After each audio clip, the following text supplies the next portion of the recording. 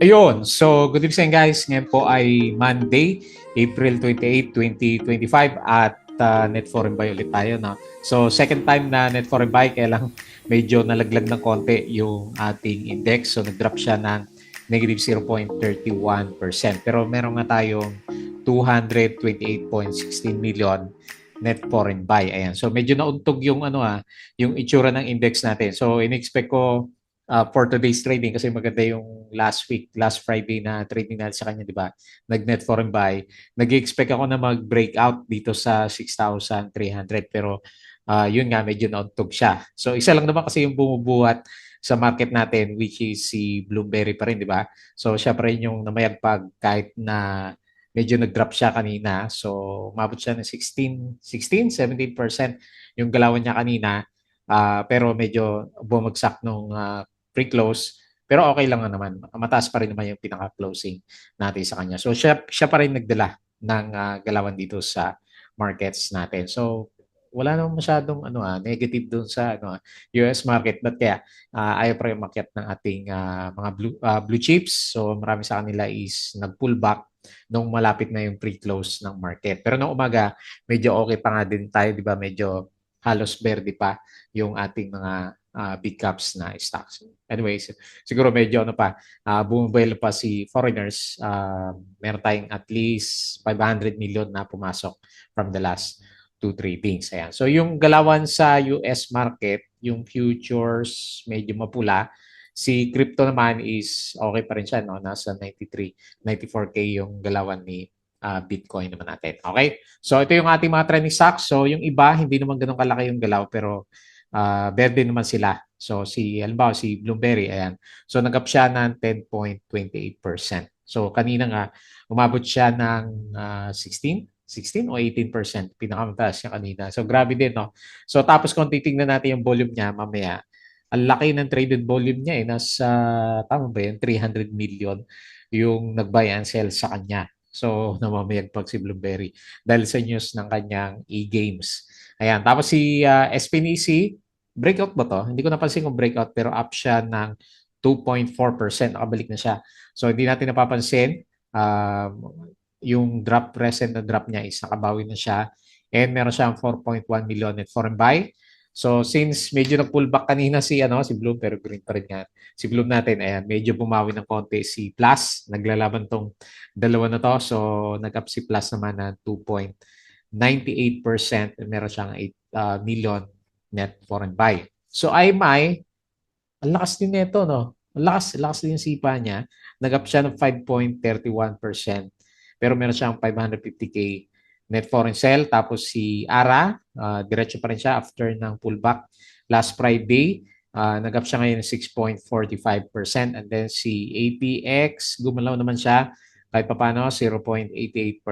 And meron siyang 7.8 million net foreign buy. Okay? So, yun yung ating pag-usapan for today's trading. So, disclaimer pa rin guys sa mga bago sa channel natin. As usual, yung ating review is for education purposes lamang po yan.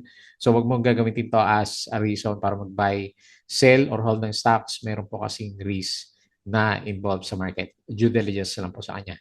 And then follow mo ako dito sa ating Plummy Trader na YouTube channel. Subscribe ka lang para updated ka sa mga reviews natin or kung gusto mo join ka dito sa ating trading community. Okay? So yung mga nakasubscribe, may views tayo from the last 2 days. So maraming salamat doon sa viewers natin dito sa trending stocks. Company reviews, mga sample trades sa market. So check mo na lang. Hopefully matuloy yung... Pero medyo optimistic tayo na mag-breakout pa rin sa 6.3 kahit na medyo nauntog tayo sa kanya kanina. So yung ating technical indicators, check mo na lang po. Tapos yung fundamentals, yung mga risk management natin, then yung ating basic learning sa markets naman. And then follow mo ako dito sa ating Palabi Trader Crypto to para sa mga play to earn games. So meron tayong i-upload later on. So meron tayong review na bagong tokens ulit. Tapos sa social media, follow mo ako dito sa ating Facebook account na Palabi Trader or dito sa ating Facebook page. Tapos sa Bulegi Peak para sa mga news and articles natin. So dito sa summary ng market, meron na. Minilabas na si Philippine Stock Exchange natin. Okay. So good. Kahit pa paano, no? Pero ba't tinamaan pala si si financials natin, no? So nag-drop siya ng negative 1.86%. Saka si mining, medyo mahina pa rin. Siguro kung drop si US mamaya, yan, baka bukas, mining stocks yung pag-uusapan natin. Negative 0.86%. So panalo si services sector na nag-up ng 1.33%. So 228.16 million net foreign buy. Ayan. So hopefully, tuloy-tuloy na yung nakikita natin na net foreign buy. So if spot gold falls $42. Ayan. So bumagsak pala. Ayan. Kaya pala. So to around 3,278. Ayan. Bitcoin steady nears 95K. All price are steady with WTI just below $63 a barrel, and then nickel gains above 15,500.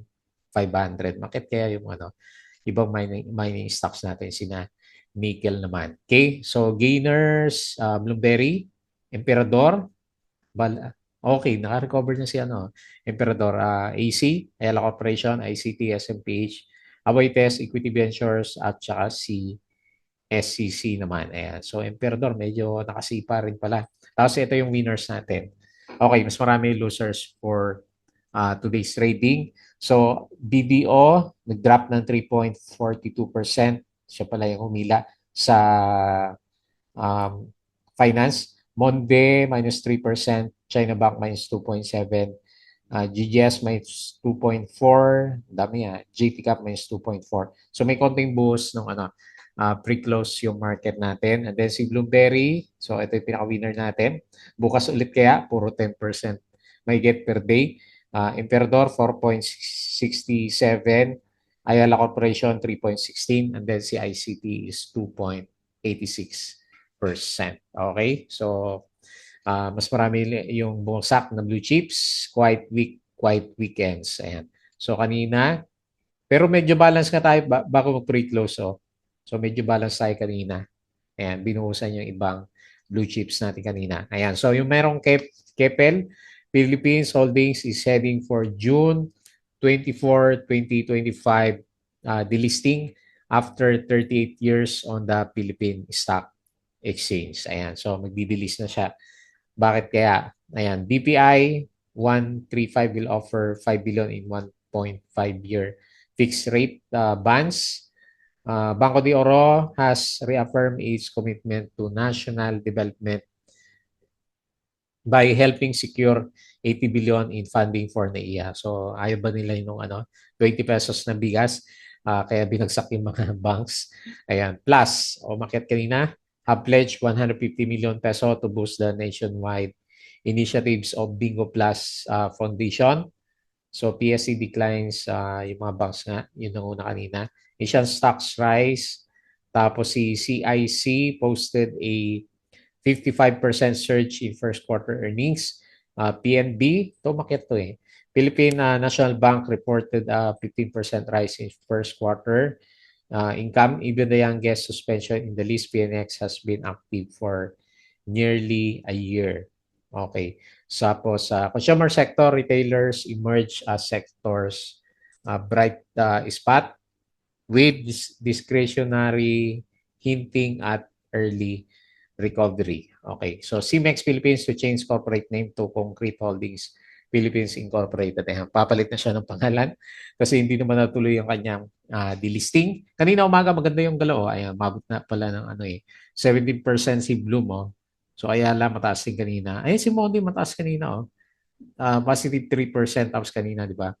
Naging na lang, negative 3%. May buhos nga nung closing market natin. Okay? Share buyback pa rin si Ali, Bloomberry, Chairman Rason pledged to launch new electronic gaming platform by May at saka sa June. Aims to offset losses from Pogo sector ban. LTG net income fell 71.45%. Bakit? Ayan, laki pala. So, delicates pala to. Tignan nyo na lang. Ayala Corporation to decide this May on sale of minority block, share buyback, Robinson Land, Food. At saka si Ali, CHP okay na yan, PNB. Meralco reported a 1.5 increase in energy sales. PNB earnings up 15%, LPG. Okay na yan. Tapos si BDO, pag-usapan na natin. Tapos yung mga galawan to last week. SSI earnings beat on strong fourth quarter sales and margins. Okay. So ano pa? Philippine Airlines Holdings posted a 20% rise in core net income coming up the week ahead. PH not much. Wala daw masyado. Okay. Tapos yung post natin last Friday naman. Okay? So yun yung ating mga balita. Okay? And then yung mga gusto ng guide sa trading nga dito sa market natin, sali lang po kayo dito sa Patreon channel natin. Okay? So double check mo na lang yan. Okay, so medyo may pagkauntog yung ano. Malakas na resistance pala yung ano MA 100 ng index. So nagre-resist pa rin tayo dito sa 6,300 pero okay, possible na breakout pa rin naman yung tingin natin sa kanya. Basta meron tayong parating na mga net foreign buy, wag lang tayong mabuhusan ng ano 500 million na net foreign sell is potential breakout pa rin naman. Kasi maganda yung ano yung galaw ng RSI level natin plus yung ating MACD is okay din yung kanyang pinapakita. So nag-drop tayo ng negative 0.31 for today's trading and close at 6,249.5. Okay? So sino yung mga winners natin? Yung may volume lang. So Bloomberry pa rin yung pinakauna. Medyo nauntog siya. No? 10.28% ARA. Okay. So yung ganda ng galaw ni ARA. 6.45%. Sino pa? CPM. Okay, wala masyadong volume. IMI, ito, namamayagpag si IMI, uptrend ha. 5.31%, Certec, bumanat din kanina, 4.88%. Emperador, ayan, pa-recover, 4.67%. Ang drop nito is, ano lang naman, di ba, yung tariffs. Kaya siya nag-drop last time. PNB, 3.46%, and si ATI. Ayan, ito. Pero ang tindi nga naman ang dividends kasi nito. Ayan, oh. So, halos 8% o 7.5%. Ayan. So, yun. Pre-nice in na niya. Pero ang laki ng galaw na ito, no? Ayan. Kasama to doon sa review natin last time na ano, malakas magbigay ng ano, dividendo. And then si Plus is 2.98. Okay? So, FCG, recover din 2.78. Ayan. So, ito yung mga winners, losers, si Ma, minus 8.54%. GMA 7, pero may dips na 8% naman. So, kinain na rin niya, 7.19%. Hopefully, mag-recover in the short term. Merrimart, kinain na niya yung breakout, negative 5.26%. Tapos si PHA, walang volume, minus 4.24%. And sino pa? Si Monde, nauntog si Monde. Ano ba dividends? 2%. Minus 3.36%. Okay? So, ito yung mga movers ng market. Konting silip tayo dito sa US. Okay. Ba't mapula kaya yung ano, yung futures na pinapakita naman niya? So, S&P futures, negative 0.2%. Dow futures, negative 0.09. Nasdaq, negative 0.17%. Okay? So, okay, yung European stocks natin ngayon, hopefully makabawi yan sa US and okay din karamihan ng ano, Asian stocks. Ayan. Meron mapula pero mas marami yung berde naman sa kanya. Tapos dito sa crypto, ayan, berde ulit yung crypto natin. 94K, 94.4 bago malaw na. 94.4 si Bitcoin. Tapos si Ethereum is 1.7. BNB 604, 600 na. Si Sol 151. Si Dodge drop ng 1%. And then si Shiba up ng 1.81% naman. Okay? So yan po yung galawan dito sa crypto. So balik tayo dito sa trending stocks. Pag-usapan natin. Okay, so unahin ulit natin si Bloomberry. Namamayagpag si ano Bloomberry natin, balita pa lang, di ba? So lalo na siguro pag nag-start na to kumita. Pero medyo nauntog siya kanina. Oh. So malapit dito sa MA 100 pero gap up. Meron siyang gap dito sa area natin na to. Lit na drawing natin. No? Meron siyang gap. So yan na lang gagawin kong support kung halimbawa mag-retest siya. Pero ang nakakapagtaka dito, kung titingnan mo na maigi, is hindi ako nakatingin dito sa Dow na to eh. Nakatingin ako dito sa pumasok na volume, 546.45 million. So nakita mo dito yung dalawang malaking volume na yan. So ganyan kalalaki yung nag-trades dito kay Bloomberry. Kaya nga, hindi rin ako magtataka kung later on sino mauna, yung MA 100 or breakout natin sa MA 100 naman. Ayan. So, ito yung pinaka-range natin ngayon up to dito sa opening niya. Nung nag-start siyang mag-spike is naka-up na siya ng more than 39%. Pero yun nga, meron siyang pullback. So, siguro mag-form dito ng support muna, then saka siya umakyat. So, and then watch out natin to pumasok na volume na to kasi ang dami niyan eh. So, merong optimism kay kay Bloomberry natin. Ganyan din ba yung style niya ni Ara? Hindi ko napansin. Pumalaki din yung yung traded volume. Although pangit siya, negative 88.59 million. Pero wala yang kumpara dito sa nag-trade sa kanya kanina. Okay, so hopefully meron pa 10.28%. Wala pa naman siya sa overbought pero parabolic yung itsura ng RSI level. Sige. Congrats doon sa mga meron sa kanya at hopefully makabalik na siya doon sa pagkaka-drop ng price. Kasi malaki na rin yung niya eh. Malaki na rin yung drop niya, di ba? For this year alone, di ba? So, asan ba yung January? So, malaki na rin. Gano'ng kalaki yung drop natin sa kanya. So, nag-drop pa siya ng halos 50%. This year lang mula January hanggang April. Ayan. So, buti, nakakabawi na ng konti yung price action. Okay? Next, SPNEC. So, yun, no? Ganda ng galaw. Nakalusot si SPNEC. Tapos, okay din yung volume niya nasa 126 million. May konting net foreign buy na 4.1 and kung papasinin mo na maigi, mas marami yun nandito sa bullish side na RSI level natin. So, hopefully, ito na yung sign na inantay natin para makapag-breakout siya.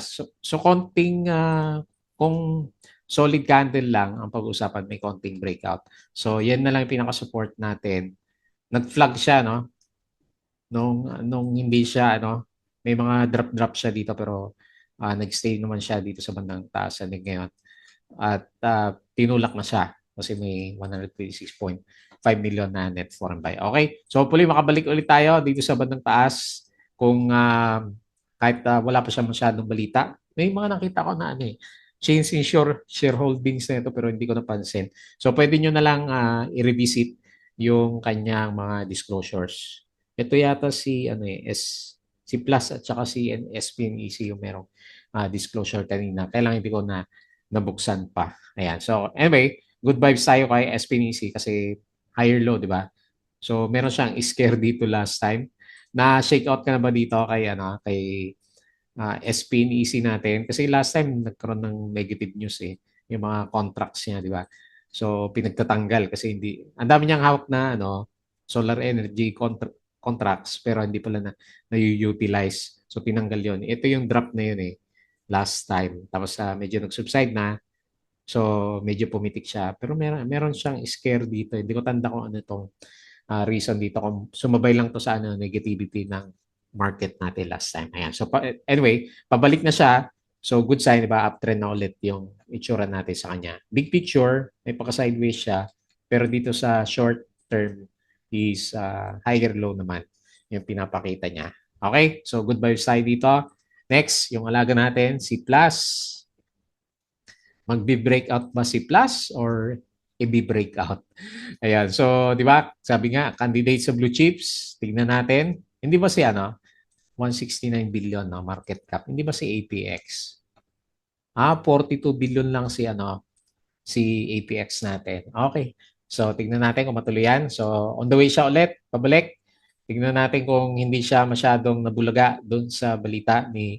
Kasi kung tutusin, wala pa naman yung si Bloom natin, di ba? Nasa pa lang siya, nasa stage ng pag-umpisa. So, siguro kung may pakita ulit si Plus na yung mga ganito kaganda na earnings niya, yun, pwede nating, kasi malapit na May yung labasan ng ng mga to May, June, lumalabas yung mga earnings. So, siguro yun yung catalyst para maka-breakout siya. So, 8 million net foreign buy and 2.98%.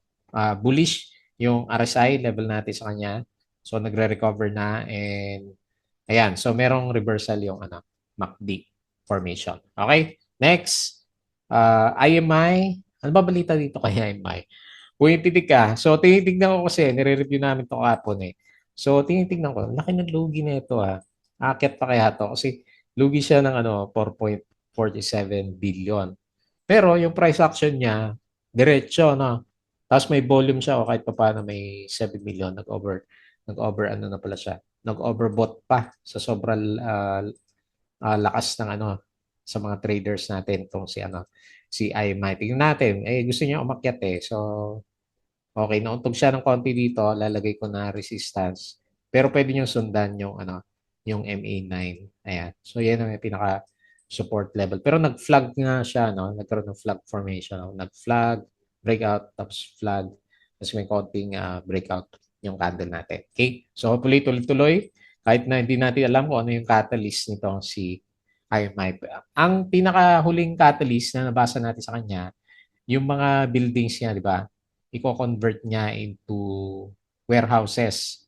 Yun yung nakita ko na huling nabasa natin para dito kay IMI. Baka yun yung catalyst niya. Okay. So hopefully meron pa. Next si Ara. Ayan. So na-reach na nito yung So stock picks namin to na-reach na yung target namin Ayan. So laki. Congrats sa meron pa. Yung malakas yung loob na nag-gold sa kanya. Hindi na siya umabot dito sa dito sa MA9. Expect ko magre-retest pero okay, tingnan natin. Mukhang gusto niya i-close talaga tong itong maliit na may maliit na gap dito sa area na to sa 0. Siguro mga 0.7 no. Okay. So maganda kasi yung earnings niya Tinitingnan ko yung earnings niya ulit kahapon Ayan no. So 400 million. So hopefully umabot pa siya ulit mag-retest. Kasi may mga naiwan din dito na kung sakaling may mga bumili sa kanya last time naman. Okay? So 6.45% and 0 net foreign buy. And then lastly, si APX. Tingnan natin bukas yung mga merong APX.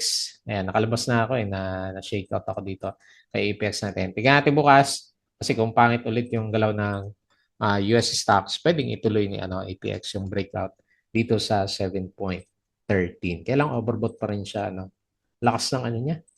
Ang lakas ng RSI at saka MACD formation. So pinaka-support natin kung sakali man is around 6.3 or MA9. So 0.88% and meron siyang 7.8 million net foreign buy. Okay? So yun na lang muna yung ating review dito sa market natin. So na-loot yung expect ko mag-breakout ngayon. Lalo na meron tayong net foreign buy pero baliktad yung nangyari sa kanya. Pero malay mo, tsagayin natin for this week kasi nag-subside yung negativity dun sa US market. Baka itong week na to, mas okay na yung galaw ng markets natin. Okay po. So yun lang muna yung ating review. As usual, bago time close, please don't forget to subscribe or kung sumo-join ka sa group natin. Crypto ko to, follow mo na lang po. Magpo-post ulit tayo. Meme coins yung team natin ngayon. Tapos Facebook account, Facebook page, Bodega Peak, tapos sa Twitter, in Patreon, yung most ng guide.